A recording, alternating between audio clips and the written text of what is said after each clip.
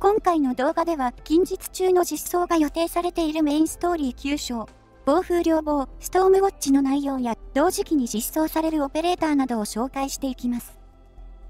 メインストーリー9章はメインストーリー8章からおよそ1年程度経過したビクトリアの小さな町、モナハンを舞台としたストーリーとなっています。モナハンにはロドスの小さな事務所があり、サイラッハコとジェニーは軍務の合間を抜けてロドスの事務所にたびたび手伝いに来ていました。一方で軍の前線部隊に所属しているバグパイプはゴースト部隊と呼ばれる詳細不明の集団を捜索。ゴースト部隊の手がかりがモナハンにあると考え、時を同じくしてモナハンで行動を開始しました。ベールに包まれた陰謀を渦巻くビクトリアの内部が今回のストーリーから徐々に明らかになっていきます。と、あらすじからもわかる通り、舞台はこれまでの論面からビクトリアに移ることとなります。内容的にはメインストーリー第2部ビクトリア編の序章といったところでしょう。ゲーム内でも8章までとは区別された形で表示されており、同じページでは8章までのストーリーのまとめを閲覧することも可能です。9章の開放条件はこれまでのメインストーリーとは異なり、少し特殊な形となっており、メインストーリー8章までクリアする必要はなく、メインストーリー3の8までクリアすれば開放されます。とはいえ、ストーリー的には8章の後のものが展開されるので、基本的には先に8章をクリアしておいた方が好ましいということに違いはありません。9章のステージ数は22個となっており、そのうちの17個が戦闘を含むステージ、4個がストーリーのみ、1個がチュートリアルとなっています。ステージ難易度は推奨レベルからもわかる通り、最初の方はそれほど高いものではなく、3章をクリアした直後でもクリア可能なレベルとなっています。これはおそらくは9章実装とともに実装される新たな素材、半自然溶剤と化合切削液が9章でしか入手できないからでしょう。これまでの新素材は素材追加時、過去のメインストーリーに素材が入手できるステージが追加されていましたが、今回は追加されないので、これらの素材が欲しい場合は、とりあえずは9の6までクリアする必要があります。そして、この素材たちにも当然上位素材があり、これらの素材作成時に素子結晶と人工ゲルを使うので、特に入手効率が良いイベントが全く来ない人工ゲルは火の車状態です。ステージ難易度はこれまでのメインストーリーと比べるとかなり急激に上昇するものとなっており、難易度的には3章から8章くらいが凝縮されていると考えてもいいでしょう。特に後半になればなるほど、ギミックによるこちらの封じ込めが激しいものとなってくるので、ギミックをよく理解しなければ必要以上に苦戦させられるような形になっています。9章でも七作戦は健在、今回の七作戦のステージ数は6となっており、H9 の1から H9 の3は9章実装と同時に H9 の4から H9 の6は1週間後に開放されるものと推測されます。難易度は七作戦なので当然ながら最高クラス。それどころか H9 の6に至っては機器契約の最高等級レベルを除けば間違いなく現在実装されているステージの中で最も難易度が高いステージです。正直ここをクリアできなくてもまあしょうがないというレベルなのであまり意地にならずに挑戦することをお勧めします。9章のステージにてこれまでのメインストーリーよりもドロップ効率が良い素材は戦術した新素材は当然として中級装置も誤差レベルではありますがわずかながらに効率が良くなっているらしいです。9章で周回をするのであればそれぞれ9の6、9の10、9の18を周回するといいでしょう。続いて9章にて実装される新たなギミックを紹介。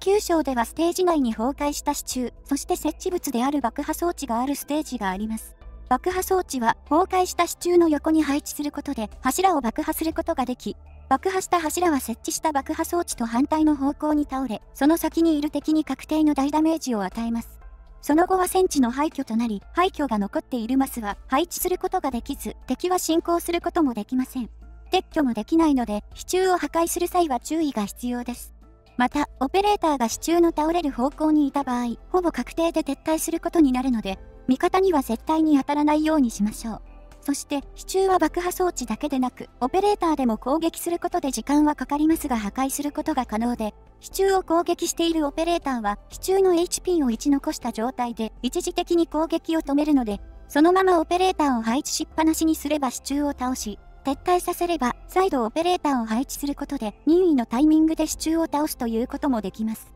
というより、配置しっぱなしでの破壊だとタイミングを測りづらいので、破壊寸前まで攻撃して撤退、破壊したいタイミングで再度配置が基本的な戦術となります。そのため、ファントムやレッドといった火力を持つ高速再配置が今回のステージでは活躍しやすい環境にあると言えます。続いて、今回のステージにて登場する新たな敵ユニットたちを紹介。メインストーリー9章では、ティザー PV4 にて公開された新たな勢力、ダブリンが敵として立ちはだかります。ダブリン偵察兵は、ダブリンの中では一般的な敵で、他のダブリンのような目立った能力はありません。しかし、ダブリンの敵ユニットすべてに共通する能力として屈折を有しており、屈折効果が適用されている間は実耐性が70上昇するという、実攻撃泣かせの効果となっています。ただ、分類としては特殊能力なので、ラップランドといった特殊能力無効化持ちを使えば、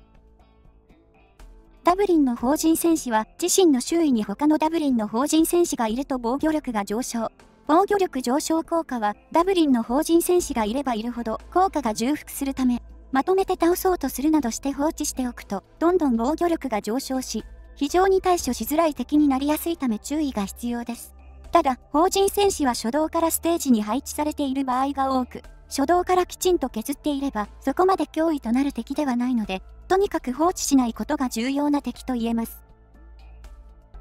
ダブリンの飛行兵は、進行ルートは他の地上敵と同じルートを通りますが、扱いとしては飛行ユニットとなっているので、ブロックすることができず、対空攻撃のみしか受け付けません。最も厄介なのが、他の敵ユニットに紛れて進んでくる時で、ドローンなどは最短ルートを進むため、対空優先のオペレーターでなくても攻撃対象になりやすいのですが、飛行兵は他の地上敵とルートが同じなので優先度が高くなりづらく、いつの間にかすり抜けていたというパターンが発生しやすい敵です。ですが、他の飛行ユニットとは異なり、スタンや睡眠状態となると空中ユニット化の効果が失われ、近接攻撃が可能となります。なので、どうしても飛行兵がすり抜けてしまうという時は、状態異常を活用してみるのもいいでしょう。墓守の石像は、今回の敵の中では最も厄介な敵の一体で、出現直後は地上のルートを進む単なる近接ユニットですが、一度倒すと石像化して防御力と術耐性が大きく増加、その場から動かなくなり、一定時間経過すると、今度は空中ユニットとなって遠距離攻撃を獲得。その位置から最短のルートで防衛ラインを目指し始めます。この最短のルートというのがかなり厄介で、平然とステージを横断し始めるので、倒す場所によっては、オペレーターが一切いない場所を突っ切り始めたり、飛行形態になった瞬間に防衛ラインを突破されてしまうということが多々あります。ただ、弱点も当然あり、石化状態は防御力がかなり高いものの、攻撃が一切通らないというわけではなく、石化状態中に倒してしまえば、飛行形態になる前に倒すことが可能です。たとえ倒せなくても与えたダメージは引き継がれるので、石化状態中は絶好の攻撃のタイミングと言えるでしょう。ダブリンの消灯者は、新たなダメージである灼熱ダメージを与えてくる敵で、灼熱ダメージはダメージが一定数蓄積すると術耐性が低下し術ダメージを受けます。基本的な仕様はこれまでに登場した精神ダメージや侵食ダメージとほぼ同じものなので、動画のようにゲージが最大となってしまわないうちに敵は倒すように心がけましょう。なお、ダブリンの消灯者を撃破した際、近くに他のダブリンの消灯者がいると、誘爆が発生し、ダブリンの消灯者を一掃するということが可能です。ただ、爆発時、周囲に術ダメージを撒き散らすので、爆発が重なって味方が大ダメージを受けないようにはしましょう。ダブリンのヘタイロイ親衛は盾兵のように味方の攻撃を引き寄せ、さらに周囲にヘタイロイエイジンがいた際、味方の攻撃速度を低下させるという能力を持ちます。正直なところで言えば、ヘタイロイ親衛に関してはそこまで脅威というわけではありません。しかし、ヘタイロイエイジンとセットとなると、ヘタイロイエイジンの火力が非常に高いものとなり、おまけに親衛の効果によって殲滅もしづらくなってしまうので、かなり厄介な敵となります。セットになった際は、最悪エイジンだけで前線が崩壊する場合もあるというくらいには厄介です。この2体が同時に出現した時は、必ずどちらか片方を優先的に殲滅するか、引き寄せや押し出しなどを駆使して2体を引き剥がすようにしましょう。ダブリンのソノー術師は地上ルートに沿って移動する火玉を放ち、火玉に触れた味方に対して術ダメージと灼熱ダメージを与えてきます。進行ルートに沿ってとは何ぞやという感じですが、実際に映像を見た方が早いでしょう。このように火玉は小さくなりながら地上を進行するというわけです。遠距離であれば勝手に消滅するので大きな問題にはなりませんが、これが火玉が大きいうちに味方に当たってしまうと、味方は大きな灼熱ダメージを受け、最初は耐えられますが、灼熱ダメージによって術耐性が下がってしまうので、次第に火玉を耐えられなくなってしまいます。また、火玉がぶつかった際に生じる爆発は、周囲の味方もダメージを受けるので、場合によっては遠距離オペレーターが巻き添えを食らい、一掃されてしまうということも。良くも悪くも出現後はその場からほとんど動くことはなく、また、移動速度も遅いので、現在表示されているステージのように出現直後から叩くことができるステージなら、狙撃オペレーターなどを用いて移動しないうちにさっさと倒してしまいましょう。以上がメインストーリー9章にて登場する新たな敵の一部となります。続いて、同時期に実装される新たなオペレーターたちを紹介。9章実装と同時期には、ロベルタ、マルベリー、サイラッハの4人が実装されるものと思われます。今回は配布オペレーターはおらず、すべてスカウトでのみ入手が可能です。なお、今回のイベントスカウトはスタンダードスカウトとなっているので、イベントスカウト終了後も今回紹介をするオペレーターはスカウトにて入手可能です。それでは、画面左から順にオペレーターを紹介していきます。ハロー、私はロベルタ。また会えたね。ここにサインしたら、君専属のスタイリストになれるってことかな。オペレーターになる？どっちでもいいよ。ここにいられるなら問題なし。ロベルタはクルビアのランクウッドと呼ばれる現実でいうハリウッドのような映画産業の都市にてメイクアップアーティストをしていた人物で、ロベルタ曰くロドスにはサボるために加入しました。と、本人はサボるためとは言っているものの、実際のところは普段の生活から俳優の顔まで、あらゆるものがマネジメント会社によってあらかじめ作られた世界に嫌気がさしたというのが本音で、とある場所にてドクターと出会った時に見たドクターの顔にビビッと来てロドスを探し出し、ロドスにかなり熱心な形で加入したというのが本当のところです。オペレーターになる必要があるという条件に意を介さないのもそのためで、あらゆるものが作られた世界で暮らしてきたロベルタからすれば、ドクターという刺激的な存在と感染者たちが自分を包み隠さず暮らしているロドスが非常に魅力的に見えるのでしょう。事実、サボるという宣言とは裏腹に、ロドスを訪れてからも非常に研究熱心で、ロベルタの研究室の中には大量のモデルがあり、感染者たちのメイクのアドバイスなども熱心に聞き入れているとのこと。最大の目的は、ドクターの顔をメイクすることのようですが。また昇進っていうなら、もっと大きいスタジオが欲しいんだけど、いいよね？ロベルタは補助の新たなクラス、交渉と呼ばれるタイプのオペレーターで、補助オペレーターとしては初の地上マス配置の近接オペレーターとなっています。HP などのステータスは先方に近い数値となっているので、強力なステータスを有しているというわけではありませんが、造形機と呼ばれる召喚物を所持しており、造形機は近くにいる近接オペレーターの耐久力を強化するという、補助オペレーターらしく、他のオペレーターを補助することができます。そして、造形機の効果は自身にも付与することが可能で、ロベルタに造形機を使用すると、スキルと併用することで重装オペレーター並みの防御力を得ることが可能です。造形機は対象の味方に攻撃を無効化するシールドも付与するので、腐敗騎士のような一定タイミングごとに特殊攻撃をしてくる相手とは相性が良いオペレーターでもあります。さすがに他のオペレーターを押しやるほどの性能というわけではありませんが、補助縛りといった場合に活用することで敵をこれまで以上に対処しやすくなるのではないでしょうか。こんにちは。私は、燕国災害救援組織、春剣から研修のために派遣されてきましたもので、名前は、ごめんなさい。ここではコードネームを使うんでしたよね。すみません。申し訳ないです。私のことは、マルベリーと呼んでください。マルベリーは、燕国災害救援組織、新金とロドスの交流プログラムの一環でロドスを訪れた人物で、かなり内気で常におどおどとしており、果たしてこの人物が交流プログラムに選ばれるほどなのかと疑問を感じてしまいますが、要救助者の前に立つと雰囲気は一変し、非常に果断かつ勇敢な人物になります。マルベリーは、救援者は要救助者にとって最も信頼できる人物でなければならないという考えを強く心に持っており、その考えを如実に反映したのがこの雰囲気の一変なのでしょう。実際のところ、交流プログラムのメンバーに選ばれるほどなので優秀な人物であることに変わりはなく、災害救援組織は災害の中に救援へ向かうという性質上、非常に危険な職業のため、勇気がいる職業ということから、マルベリーはとても勇敢な人物であることがわかります。なお、マルベリーは常にお守りを持ち歩いているのですが、ドクターがいつもこっそりお守りを足していくので、お守りの数は今では持ちきれないほどとなってしまっているのだとか。今回は、誰かの助けになりたいからではなく、自分でこうするって決めたんです。ドクター、ずっと応援してくれてありがとうございます。今の私は、自分のしてきたことには、ちゃんと意味があるんだって確信しています。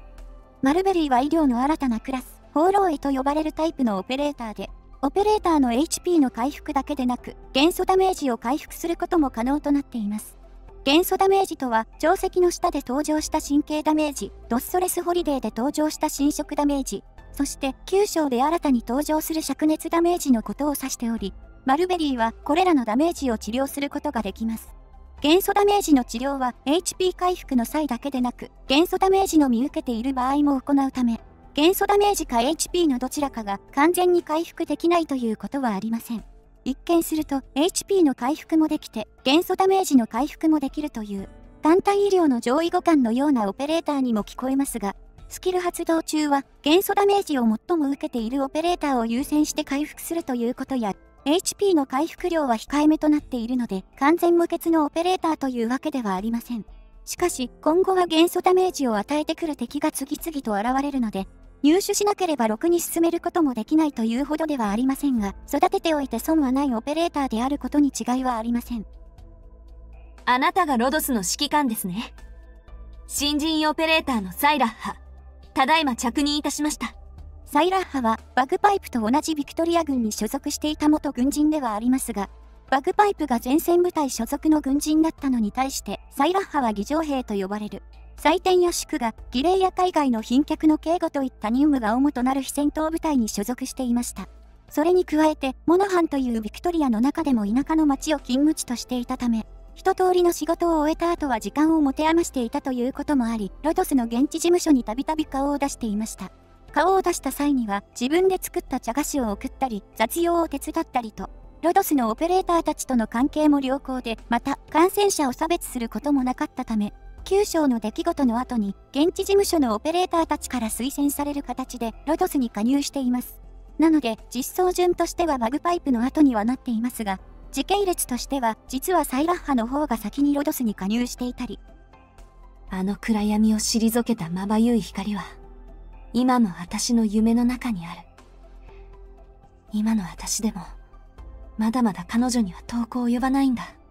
サイラッハは天人化やエリジウムと同じ機種タイプの先方オペレーターで、星6機種の名に恥じない非常に強力な性能を所持したオペレーターとなっています。特にスキル3はかなり強力なスキルとなっており、所持コストを増加させながら対象の範囲内にいる敵に物理ダメージ、短時間のスタン、減速、脆弱を付与するという、スズランのスキル3を小型化させ、テキサスのスキル2のスタン効果を組み合わせたようなスキルとなっています。正直なところで言えば、通常のステージ程度では、サイラッハの性能はオーバースペックとも言えるほどで、天人化やエリジウムを所持している状態で、わざわざサイラッハまで使うということはあまり多くはありません。しかし、これが危機契約の高等級などになると一変、サイラッハは必須級のオペレーターに化けます。危機契約の高等級の初動で必要となる時間稼ぎ、所持コスト稼ぎ、火力強化をいっぺんに解決してくれるので、真っ先に採用されるのは当然といえば当然でしょう。その性質上、ソーンズやスルトのような万人が必要としているオペレーターではありませんが、今後高難易度に挑戦する予定があるという方は、ぜひとも入手しておくことをお勧めします。以上が同時期に実装されるオペレーターたちの紹介となります。続いて、同時期に実装される専用コーデを紹介。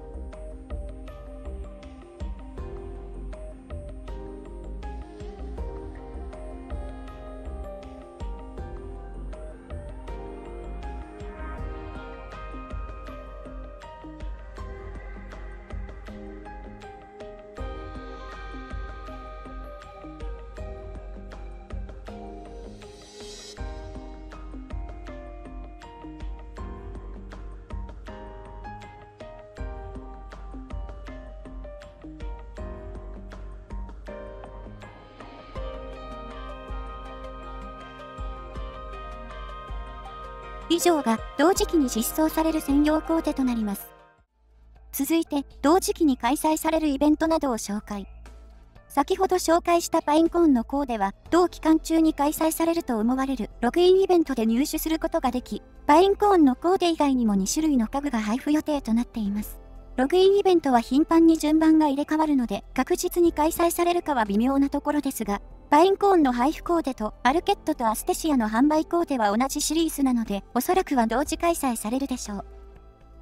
多くのドクターが待ちかねているであろうイベント、物資回収キャンペーン、通称箱イベも同時開催されると思われます。初心者ドクターに箱イベのことを解説すると、箱イベとは通常ステージなどで素材ドロップの他に、追加で様々な素材がランダムで手に入る補給物資と、使用することで理性が10回復する司教理性回復剤がランダムでドロップするイベントで、通常よりもかなり良い効率で素材を集めることができるイベントとなっています。効率は素材ドロップが美味しいサイドストーリーを上回るものとなっているので、箱イベ開催中はガンガン周回することをお勧めします。ウィータフィールドシリーズの専用コーデの復刻も行われるでしょう。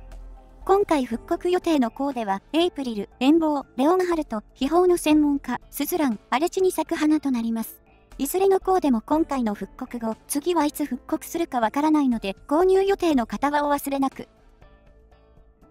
新規家具シリーズ、ヴィクトリア前衛学校宿舎も追加されるでしょう。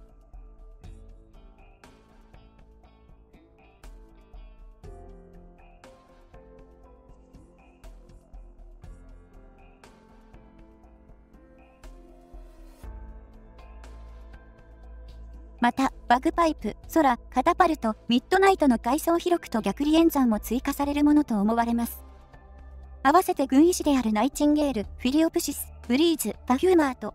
戦術者種であるファイヤーウォッチ、アンドレアナ、アンブリエルのモジュールも追加されるでしょう。UI の一部も変更されるものと思われ、代表的なものとなると、自動操作時の画面が非常に見やすいものとなります。現在の画面がこれで、特に上の PRTS マークが広いマップだと邪魔になっていたのですが、PRTS マークや帯が薄くなるのでステージ上部も見やすくなります。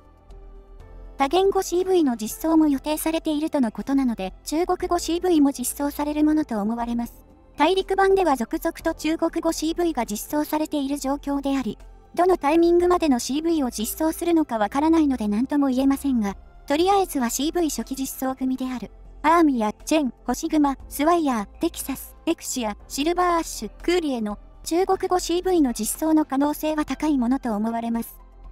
なお、先日の英語版生放送にて英語 CV も今後実装すると発表していたので、同じタイミングで英語 CV の実装もあり得るかもしれません。